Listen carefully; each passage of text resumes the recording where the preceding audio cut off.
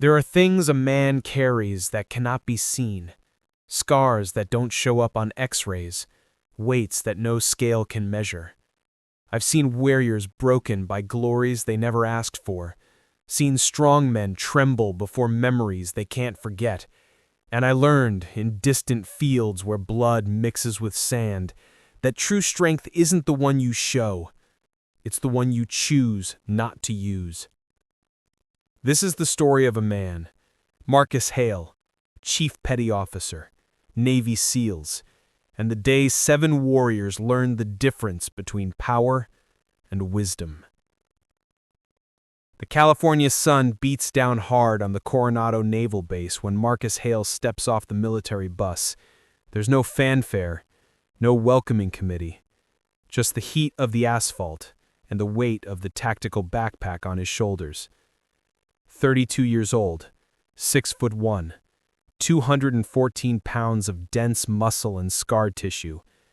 Dark skin glistens under the sun, but it's the eyes that tell the story. Eyes that have seen things normal men shouldn't see. Eyes that carry the weight of decisions that cannot be undone. He walks through the gate, each step measured, calculated. There's no rush. There's never rush when you've already been in the eye of the hurricane. His posture is upright, but not rigid. His shoulders relaxed, but not slovenly. It's the posture of a predator who doesn't need to announce his presence. The confidence of someone who knows exactly his capabilities and feels no need to prove them. The recruits training in the adjacent field stop to watch. They see just another transfer, another new face on base. They don't know they're looking at a legend who chose to become anonymous. They don't know that silent man has already bled on 3 continents. They don't know he carries on his chest medals most of them will never touch. Marcus doesn't look at them. His eyes stay forward, always forward, because looking back is inviting ghosts that never sleep. The base is like all the others. Concrete buildings painted beige, the smell of diesel and sweat, the constant sound of boots marching, orders being shouted, men being forged or broken. For Marcus, it's familiar as an old scar. It hurts, but you learn to live with it. He reports to the administrative office. A sergeant looks at his file and frowns. Lateral transfer. No detailed explanation. Just codes and numbers that say nothing. She doesn't ask. When you work at a special operations base, you learn some questions shouldn't be asked. His quarters are Spartan. Metal bunk bed, steel locker, a small window overlooking the training yard.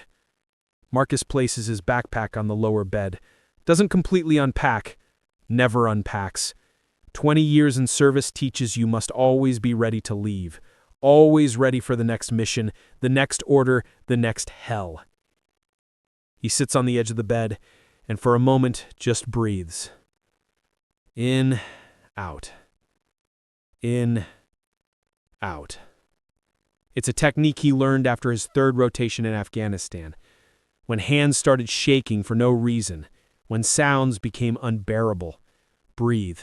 Just breathe. Anchor yourself in the present when the past tries to drag you back. The days follow a routine Marcus knows by heart. Wake at 5 in the morning, 10-kilometer run, strength training, lunch, tactical exercises, dinner, equipment maintenance, sleep. Repeat. It's a dance he's performed for 2 decades, a dance that's become part of his identity.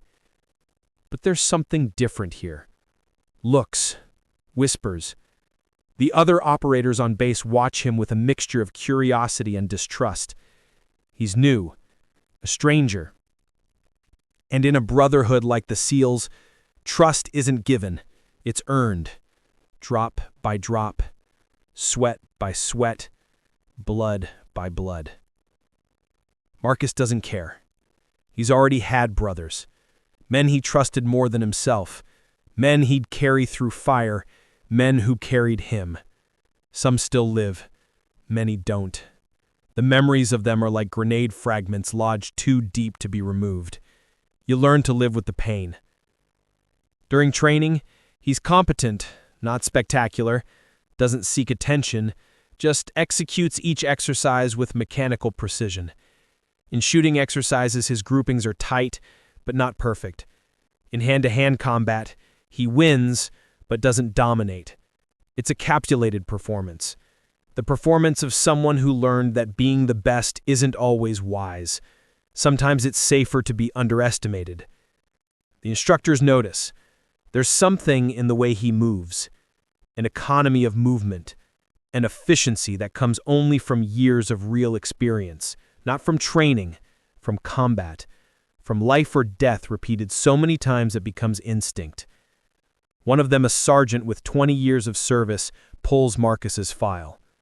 Classified codes, erased missions, mentions that mention nothing. He frowns and closes the folder. Some secrets are kept secret for a reason. At night in the barracks, Marcus stays awake. Sleep is an old enemy. When he closes his eyes, the memories come. Not the glorious ones, never the glorious ones. The others. The sound of bones breaking, the smell of burned flesh, the scream of a friend you couldn't save in time, the pleas for forgiveness in languages you don't understand but feel to the bone. So he gets up, walks. Through the silent base, under stars that shine indifferent over men who kill and die in their name. Walks until his legs hurt enough that the body reclaims the silence of the mind. Walks until he can pretend he's just a man, not a soldier, not a warrior, just a man. It's in the third week that tension begins to simmer. 7 operators, all young, all with something to prove, all with egos fed by recent successes and muscles not yet tested by true war. They notice Marcus, his silence, his distance, interpret it as arrogance, as if he thinks he's better, as if he's judging. Young men with hot blood confuse quietness with disrespect, confuse peace with weakness. Their leader is Jake Thornton, 26 years old, blonde, square jaw, blue eyes full of confidence that comes from never having been truly broken. He's completed 3 missions, all successful, all clean. He believes he's invincible, hasn't yet learned that war isn't fair, that death doesn't choose the weak or the strong. It just chooses. Thornton starts with small comments, jokes about problem transfers, insinuations about why someone would be sent to a training base instead of being in the field. The others laugh, feed off the energy, become a pack, and packs hunt what they perceive as weak. Marcus hears, doesn't respond. His jaw remains relaxed. His eyes don't seek confrontation. He just continues his routine. Eats, trains, sleeps the little he can, ignores. Because he's learned that not every battle deserves to be fought, that some men need to shout to feel strong, and that true power is choosing not to crush an ant just because you can. But for Thornton and his men, silence is fuel. They interpret it as fear, as surrender. They increase the pressure. The jokes become crueler, more personal, touch on race, on origin, on worth, words designed to hurt, to provoke, to force a reaction. And Marcus breathes, in, out, counts to 10, then to 20. Remembers the words of his first commander 20 years ago, an old man with scars that told stories of a dozen wars. He said, "Son, any idiot can throw a punch, any coward can pull a trigger, but a true warrior knows when doing nothing is the hardest and most important thing." Marcus carries those words like an invisible shield. It's a Monday. The sky is clear. The air has that salty smell of the Pacific mixed with the aroma of strong coffee and fried bacon. The base cafeteria is full. Operators at all stages of their careers. Some talk animatedly about the next mission, others eat in silence, lost in thoughts they prefer not to share. Marcus enters at 12:15, always at the same time. Routine is comfort when everything else is chaos. He grabs his tray, grilled chicken, brown rice, broccoli, water. No dessert, never dessert. Sugar disrupts focus. He looks for an empty table, corner, always the corner, back to the wall, where he can see the entrances, where no one can approach without being seen. These are habits you don't lose, not when you survive because you develop them. But today, there's no empty table in the corners. He hesitates. For a fraction of a second. Long enough. Thornton sees, smiles, that predator smile that found prey. He signals his 7 companions. They stand up. 7 men, all over 6 feet tall, all over 200 pounds, all trained in the arts of killing. Marcus sees them approaching. His heart doesn't accelerate. His breathing remains constant. He knows this game, has played it before, in bars in Kandahar, on bases in Iraq, in places that don't exist on maps. Always ends the same. They surround his table. Thornton sits in front. The others fill the empty spaces, blocking exits, creating pressure. It's an old tactic, works on normal people, intimidates, forces submission. Thornton begins to speak. His voice is loud enough for others to hear, enough to create an audience. Talks about problem transfers, about men who were sent to training because they couldn't handle the real work. Each word is a needle, designed to pierce, to inflame. The others laugh. One of them, a short but wide man named Stevens, makes a racial joke, veiled, but clear enough, about quotas, about diversity, about how some men get to places not by merit, but by politics. Marcus chews slowly, swallows, takes a sip of water, places the cup back on the tray carefully. No sound, no rush, as if he were alone, as if 7 men weren't trying to provoke him to violence.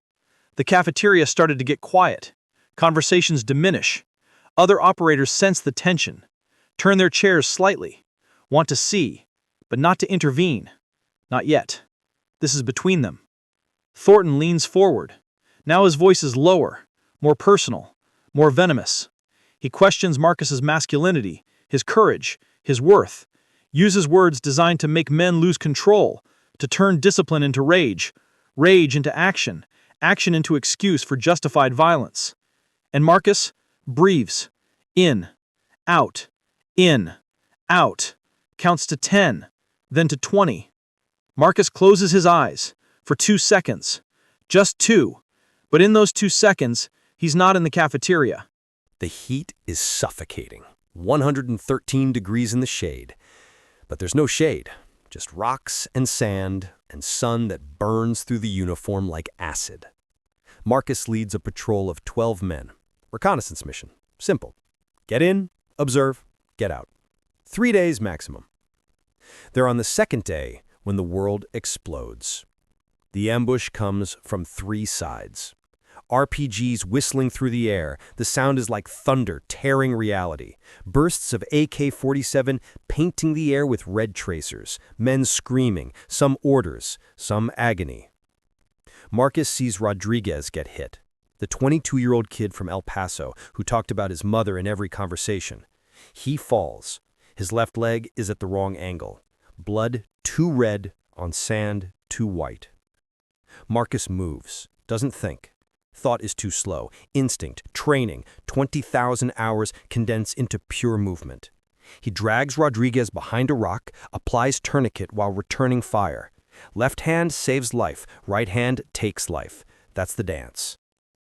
The radio is dead. Extraction is 40 minutes away if they're lucky. If the helicopter isn't shot down on the way. If they survive the next 40 minutes. The men regroup. 11 now. Patterson won't get up again. Marcus saw his head tilt back in a way heads shouldn't tilt. There's no time for mourning. Mourning is a luxury of survivors. They're outnumbered, 3-1, maybe more. The enemy has high ground, has supplies, has patience. All the SEALs have is training and Marcus Hale. He makes a decision in a split second. Sends 10 men to a defensive position. They protest. Don't leave a man behind, never. It's the code, it's everything.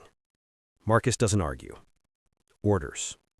His voice has that quality that doesn't accept questioning. They go. Carrying Rodriguez, leaving Patterson because there's no choice. Because alive weighs more than dead, and you carry what you can. And Marcus stays.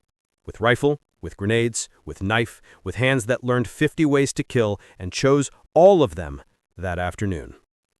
He holds position, alone against maybe 30. Moves, shoots, never in the same place, never predictable. Makes it seem like there are many, makes it seem like an army when it's just one desperate man between his team and annihilation. A bullet goes through his shoulder. He doesn't even feel it. Adrenaline is anesthesia. Another grazes his thigh. Hot blood runs down his leg. He ignores it. Pain is information, not instruction. 22 minutes. He holds for 22 minutes, uses every bullet, every grenade. In the end, when ammunition runs out, he uses rock and knife and his hands. When the helicopter finally arrives, with its minigun cannon sweeping the mountainside with mechanical death, they find Marcus Hale standing over 5 bodies, covered in blood, his and theirs, still holding his knife, still looking up the hill for enemies that didn't come. 11 men flew home. Patterson went home in a flag-draped coffin. Marcus went to the hospital. Then to a ceremony where they hung metal on his chest and called him a hero. He didn't feel like a hero. Heroes save everyone. He left one behind. Marcus opens his eyes. 2 seconds. It was only 2 seconds. But Thornton sees something. A flash. Something in Marcus's eyes that wasn't there before. Like looking into a well and realizing it's deeper than you thought. Much deeper. Thornton falters. Just for a moment. But moment is enough for ego to reassume control. He can't back down now. Not in front of his men. Not in front of the audience that has formed. He makes the mistake. Extends his hand, pushes Marcus's shoulder. Not hard. Just insult. Excuse. And Marcus sighs. It's a sad sigh. Sigh of a man who knows there's no more choice. That a line has been crossed. That now he'll have to demonstrate a lesson he'd prefer not to teach. He stands up, slowly. There's no rush. There never is. Places his hands open, on the table. Not fists, palms, non-threatening posture. One last chance, one last exit door he offers out of kindness they don't deserve. Thornton misinterprets, sees it as surrender. Smiles, stands up, 2 inches taller, 20 pounds heavier, 20 years younger. Difference isn't numbers. Thornton swings for the first punch. Right hook, fast, good technique, would be perfect against an average opponent. Marcus isn't there when the punch arrives. He's displaced, 6 inches, time enough, space enough, and his elbow meets Thornton's ribs with force that comes not from anger, but from geometry. Perfect angle, perfect moment, physics applied with surgical precision. Thornton doubles over. Air leaves his lungs in an explosion. Before he can recover, Marcus has his hand. Small manipulation, wrist twist, and Thornton is on his knees. Not because Marcus is stronger, but because he knows exactly how many degrees humans can bend before tendons tear. Stevens comes from the left. Big mistake. Marcus sees with peripheral vision, trained to capture movement in 360 degrees. He releases Thornton, spins. His foot sweeps Stevens' legs. The big man falls like a tower cut at the base. His chin meets the floor. Teeth bite tongue. Blood. The other 5 hesitate. For a second. Crucial second. Because now they've seen something they didn't expect. Speed, precision, absolute control, and something more. Absence of hesitation, absence of fear. The calm of a man who's already danced this dance 1,000 times in places where error meant death. But they're SEALs, trained not to back down. They come, all together, pack technique. Overwhelm opponent with numbers. Marcus moves like water. There's no waste. Each movement serves multiple purposes. Block becomes attack. Defense becomes positioning. He uses their momentum against them, uses the space, uses physics, uses 20 years of experience distilled into pure instinct. One man tries to grab him from behind. Marcus lets him, for a second, uses the grip as an anchor. His elbow meets the man's nose. Cartilaginous crunch, hot blood. The grip releases. Marcus spins. His open hand strikes another attacker's throat, not hard enough to crush, just to make him forget how to breathe for 5 crucial seconds. The sound in the cafeteria is strange. No screaming, no taunting, just impacts, bodies hitting floor, forced breaths. And underneath, behind, the sound of silverware that stopped moving while 50 operators watch 7 of their best being dismantled by one man in silence. 18 seconds. That's how long it takes. 18 seconds from first punch to last body falling. 7 men on the floor, none seriously injured, some broken noses, some crushed egos, but nothing permanent, nothing that won't heal. Marcus could have done worse, much worse. Each of them knows exactly where arteries are, where neck breaks with correct pressure, where attack permanently incapacitates. He avoided all those targets with precision that tells a story about control.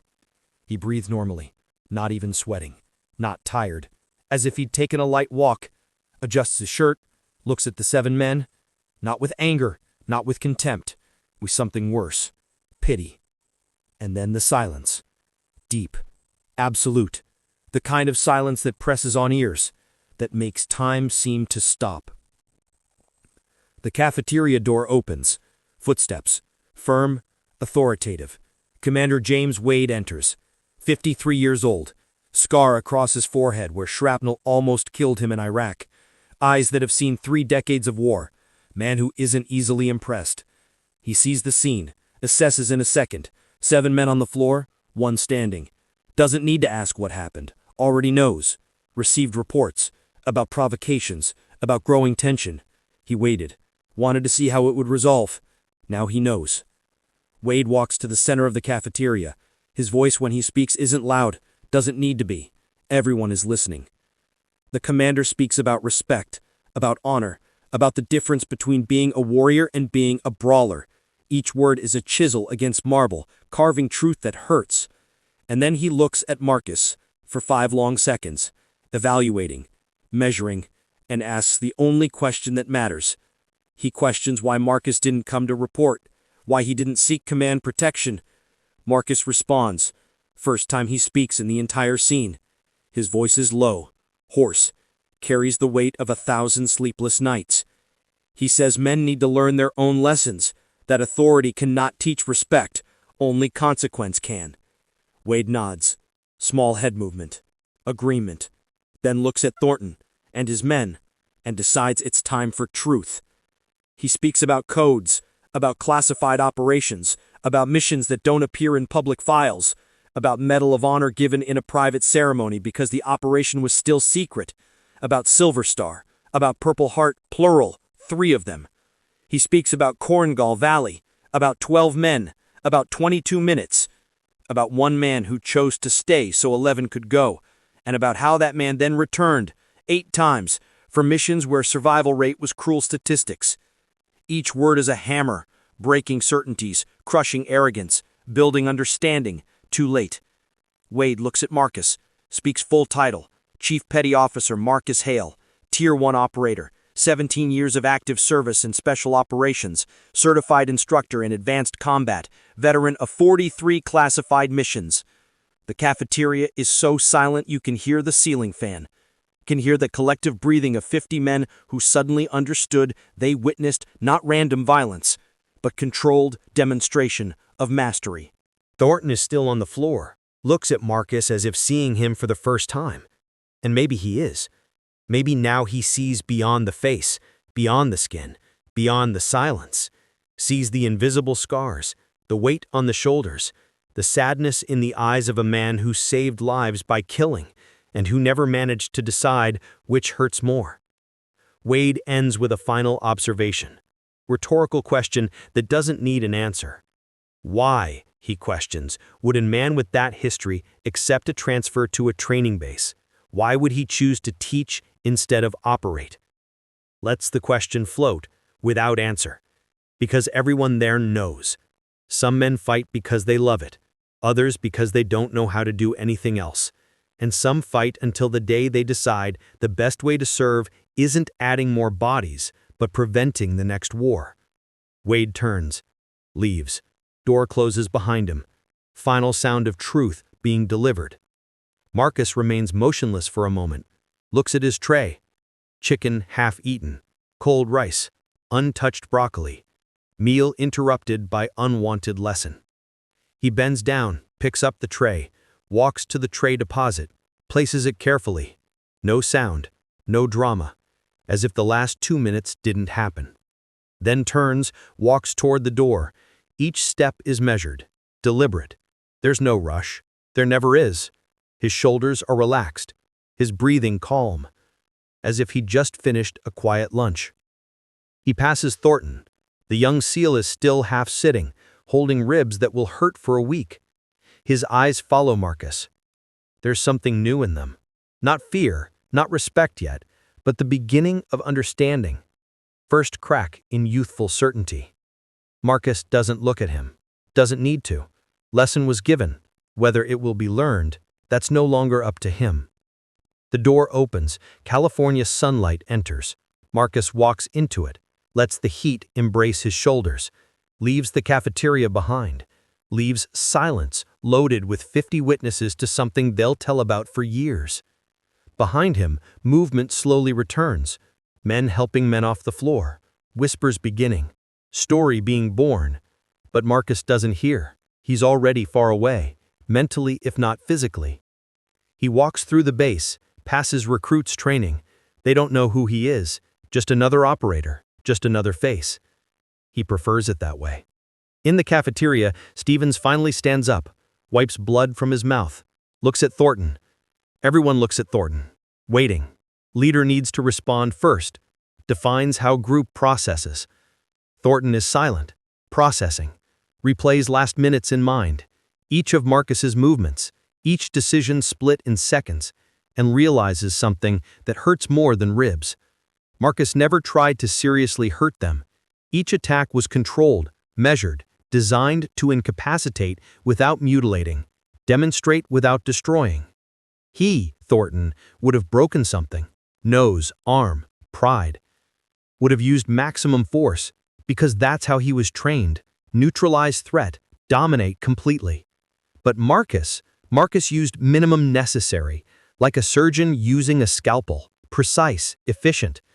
And in the process, demonstrated something training never taught, that true strength isn't in causing maximum damage, it's in causing exactly the necessary damage and not an ounce more.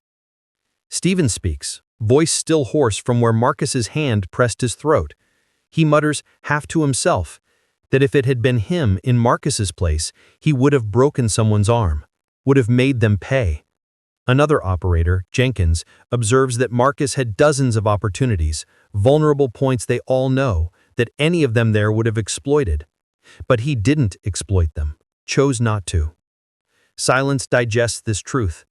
Thornton finally speaks, acknowledges something difficult for wounded ego to admit.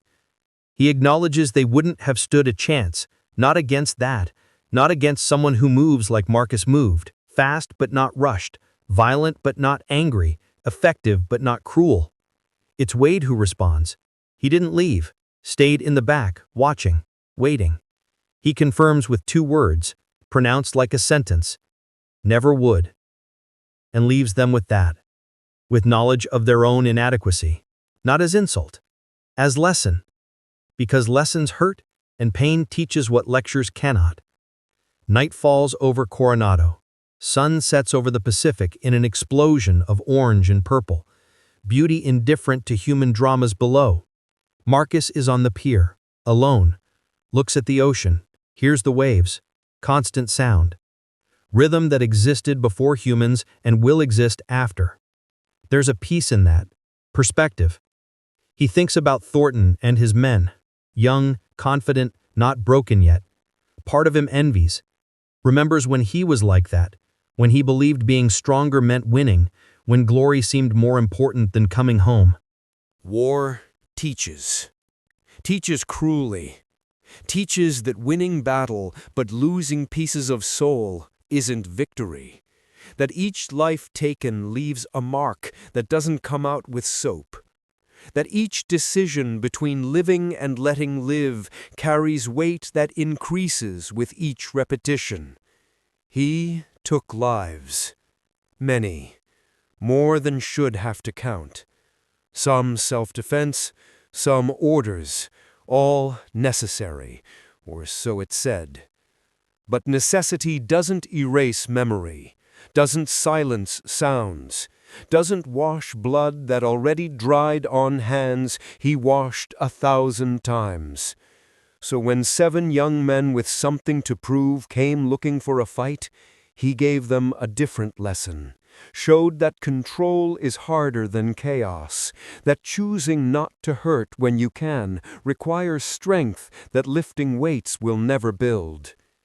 He doesn't know if they'll understand. Some will, others won't. Thornton? Maybe. Kid has potential. Just needs to be broken first. Life will do it. War will do it. Maybe just time. Doesn't matter how. Everyone is broken eventually. Question is whether they'll heal wiser or just harder. Footsteps behind him. Marcus doesn't turn, already identified by rhythm. Wade. Commander stands beside him, looks at the same ocean, doesn't speak for a full minute. Silent companionship of veterans who know the value of not speaking. Finally, Wade comments on the incident, asks if Marcus is okay, not physically, emotionally. If asking for such a demonstration didn't bring memories he'd prefer to forget. Marcus responds with honesty, says memories never go away. No matter how much he tries, no matter how many missions are left behind, they stay, live in dark corners, and wait for quiet moments to emerge. He understands, has his own. All veterans have them. It's the price paid, invoice that arrives years after the service it purchased. They stay like this, two men with a combined 60 years of service, looking at ocean that doesn't judge, that doesn't require explanation, that simply accepts. Eventually, Wade speaks about the future, about an instructor position that's available, advanced combat training. Marcus would be perfect, can teach the next generation not just how to fight, but when not to fight. Most important lesson that most instructors can't teach because they never learned. Marcus considers. Instruction means staying, means roots. Strange concept for a man who spent 2 decades moving, base to base, country to country, mission to mission, always temporary, always ready for next deployment. But he's tired. The kind of tired that sleep doesn't cure. Tired of violence. Tired of counting bodies. Tired of adding names to mental list of fallen that he recites every night before trying to sleep. Maybe instruction is a form of redemption. Maybe preventing the next generation from making the same mistakes is a way to honor those who fell. Maybe. He tells Wade he'll think about it. Not a promise, not a refusal, just consideration. Wade accepts. Knows he can't pressure. Men like Marcus come to decisions in their own time. Forcing only pushes away. Wade turns to go. Stops. Looks at Marcus one more time. Speaks a final observation, that today's action wasn't punishment. It was a gift. Gave those young men something training can't give. Reality. Perspective. Humility. Marcus doesn't respond. Doesn't need to. Both know truth doesn't require confirmation. Wade leaves. Footsteps fading. Leaving Marcus alone again with ocean and thoughts. Days pass. Becomes a week. Thornton and his men return to training. Quieter. More focused. Still confident. But confidence tempered with something new. Awareness of own limitations. They watch Marcus. Not openly, not obviously, but they watch. How he moves, how he trains, how he interacts, searching to understand the enigma. Marcus ignores them. Not maliciously. Simply doesn't need validation. Doesn't seek friendship. Already had friends. Many are dead. Making new ones feels like betrayal, like replacing the irreplaceable. But one day, during hand-to-hand combat training, instructor has an emergency, leaves class unsupervised. Marcus is passing, sees the situation, hesitates. Not his problem, not his responsibility. But then he sees two recruits executing wrong technique, form that will result in torn tendon or worse, and he can't just watch. He enters, corrects posture, adjusts angle, demonstrates correct form. Low voice, patient, not critical, just instruction. Efficient, clear. The recruits thank him. Try again. This time correct. This time safe. Marcus nods. Starts to leave. But Thornton is there, watching.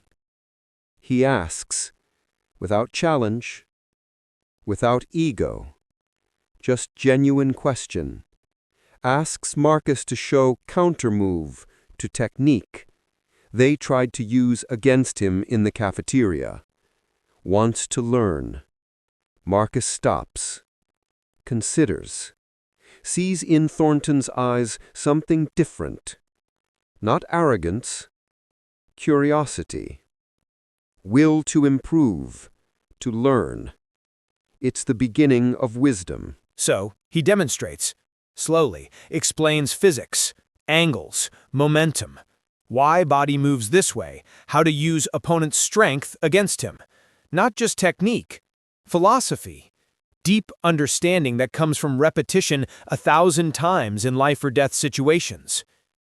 Others join, form a circle, watch, learn, ask questions.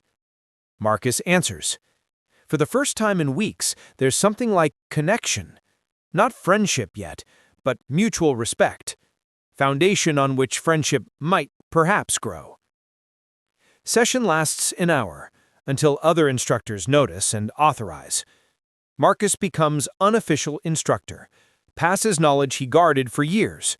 Not just how to hurt, but how to prevent, how to read opponent, how to end fight before it begins, how to choose not to fight when fighting isn't necessary. Thornton absorbs everything, records mentally, practices devotedly, and between repetitions asks, not about technique, about war, about decisions, about how Marcus deals with the weight. Marcus doesn't want to answer. Subjects are personal, painful, but he looks at Thornton and sees a younger version of himself, full of certainty that will be tested, full of courage that will be broken, and decides that honesty, even painful, is kinder than letting him learn the hard way. So, he speaks, not of glories, not of medals, of sleepless nights, of faces he doesn't forget, of decisions he replays mentally every time, looking for different answer that never comes, of weight of living when others died, of survivor's guilt that logic doesn't cure. Speaks of Rodriguez, of the kid from El Paso who survived but lost his leg, who sent a letter to Marcus afterward thanking him for saving his life, letter that Marcus read 1,000 times but never managed to answer because he doesn't know how to say he would have preferred to save the leg too. Or Patterson, or all of them. Silence follows revelation. It's not uncomfortable, it's respectful. Weight being recognized, shared. Not in equivalence, but in witness. Thornton finally speaks, thanks him, not for technique, for truth, for showing the side of war that recruits don't see until too late, for preparing not just bodies, but minds for the reality they'll face. Marcus just nods, doesn't need thanks, but doesn't refuse it, because he recognizes Thornton finally understood. That lesson was learned. Not about combat, about humanity. About the cost of violence that goes beyond broken bodies. Marcus accepts the instructor position. Not with fanfare, not with ceremony, just internal memo and function change. His students respect him. Some fear him. All listen, because they see in his eyes truth that can't be faked, experience that can't be simulated, knowledge paid in blood and scars. He teaches technique, but always with context, with reminder that each movement is last option, that goal isn't to win, but to survive, that true victory is coming home. Everyone, whenever possible. Speaks of rules of engagement not as restrictions, but as lines that separate warriors from assassins. That separating is important, that once crossed, there's no return, that living with memories of necessity is already difficult, living with memories of choice is impossible. And slowly, over months, something changes in Marcus too. The weight doesn't disappear, never will, but redistributes, finds new purpose. If names on his mental list don't decrease, at least he can work to prevent new names on new lists. He begins to sleep better. Not perfectly. There are still nights where he wakes sweating and reaching for a weapon that isn't there. But there are also nights where he sleeps completely, where dreams are just dreams, not disguised memories. Makes friendships, slowly, carefully, maintains distance, but allows connections. With Wade, with some veteran instructors, even with Thornton, who became a dedicated student and something like a protege. Doesn't replace those he lost, no one could, but adds new names to a different list, of living, of present, of future instead of past. 1 year after the cafeteria incident, Marcus is again on the pier. But this time, he's not alone. Wade is there. Thornton, Jenkins, Stevens, others. A group of veterans and students, a mix of generations and experiences. They don't talk much, don't need to. Just stay. Together. Looking at the ocean, sharing a silence that's more eloquent than words.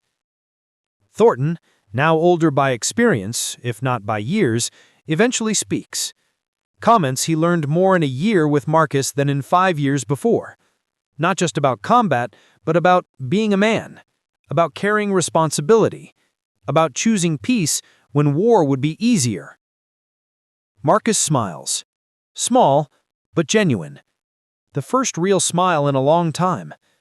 Doesn't say anything, doesn't need to. Thornton understood. And by understanding, honored all those Marcus carries. Gave meaning to sacrifices. Continued legacy. It's all a veteran can hope for. That lessons learned in blood are passed without blood. That the next generation will be wiser. That the price paid buys a kinder future. And so on a night like any other, Marcus is alone in his room, sits on the edge of the bed. In his hands holds a box. Small, wooden, carved with care by a friend who died in Helmand a decade ago. Inside, his medals. Medal of Honor, Silver Star, Purple Hearts, Bronze, all polished, all heavy. Not from metal, from memories. He looks at them, thinks of the day he received each one, missions they represent, many saved, many couldn't save. Decisions split in seconds that echo for years. And thinks of the cafeteria, of 7 young men who needed to learn, of control he demonstrated, of violence he chose not to use, and realizes something. That was a greater victory than any mission, harder than any combat, because any man can fight when he has to fight, any soldier can kill when ordered to kill. But choosing peace when provoked to war, that requires strength that doesn't come from muscle, comes from somewhere deeper, more permanent. He puts the medals back, closes box, stores in back of locker, under clothes, out of sight. Because he doesn't need to look to remember, and doesn't want to look to remember. Some memories are better kept, respected, but not revisited. Turns off light, lies down, looks at the ceiling in the dark, and for the first time in 20 years, doesn't count names before sleeping, doesn't recite litany of fallen, just breathes, in, out, out, and sleeps deeply, without dreams, without nightmares, just the rest a man at peace with himself can have, because he finally understood truth that took decades to learn. Honor isn't shouted. It's carried, silently, heavily, constantly. Courage isn't absence of fear. It's acting despite it. It's choosing right path when wrong would be easier. And strength, true strength, isn't in crushing enemy. It's in sparing when you could destroy, in controlling when others lose control, in maintaining humanity when world conspires to take it. Because any coward can cause pain. Any weak person can break when breakable. But true warrior knows when not to break, when you show mercy, when to demonstrate that power and wisdom aren't the same thing. Power is pulling trigger. Wisdom is not needing to. Power is winning fight. Wisdom is avoiding fight completely.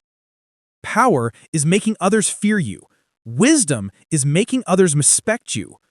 Marcus Hale learned this in sand, in blood, in loss, and now teaches. Not with words. Words are cheap. With example, with action, with choices made day after day of serving without glory, of protecting without credit, of training the next generation to be better than he was. Wiser, more controlled, more human. Because in the end, a warrior's legacy isn't in how many he killed. It's in how many he saved. Not just from death, but from becoming killers they don't need to be. And as Marcus sleeps, throughout the base, 7 men also sleep.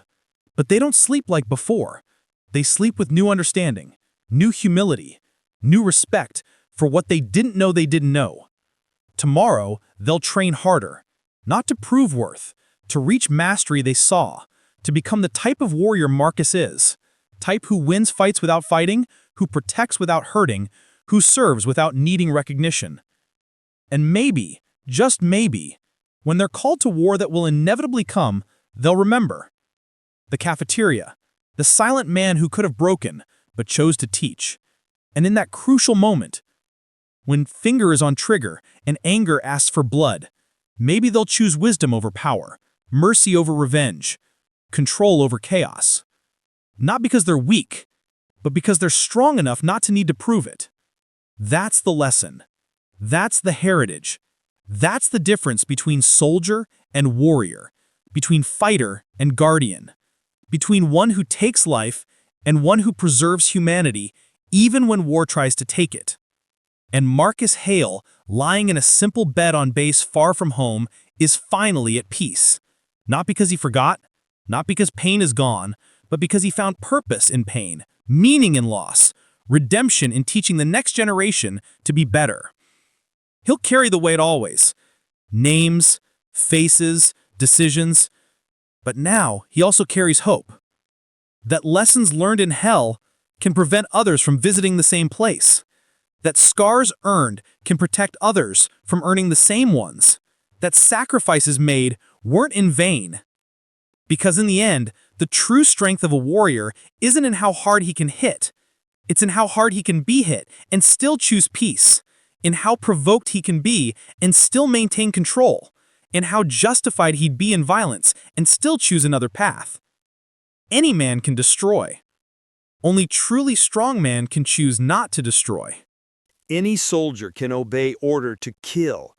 Only wise warrior knows when to disobey instinct that asks for blood.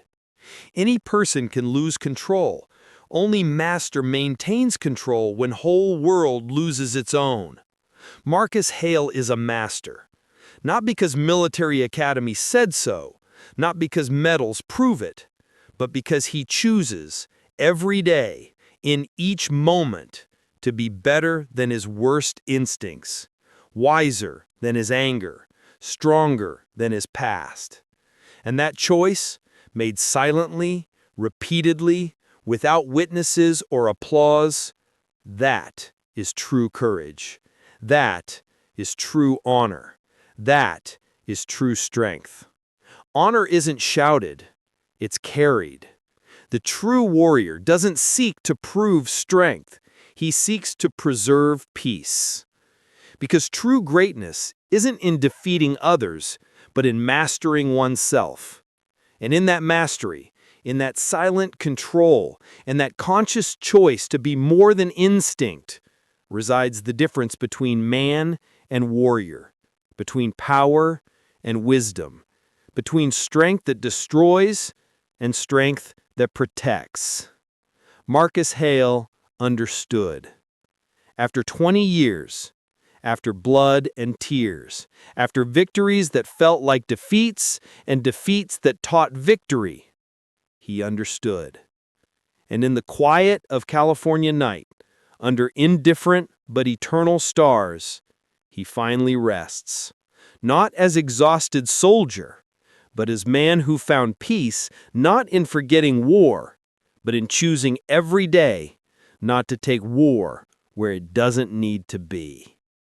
This is the story, not of battle, but of battle avoided, not of enemies defeated, but of students taught, not of violence, but of self-mastery.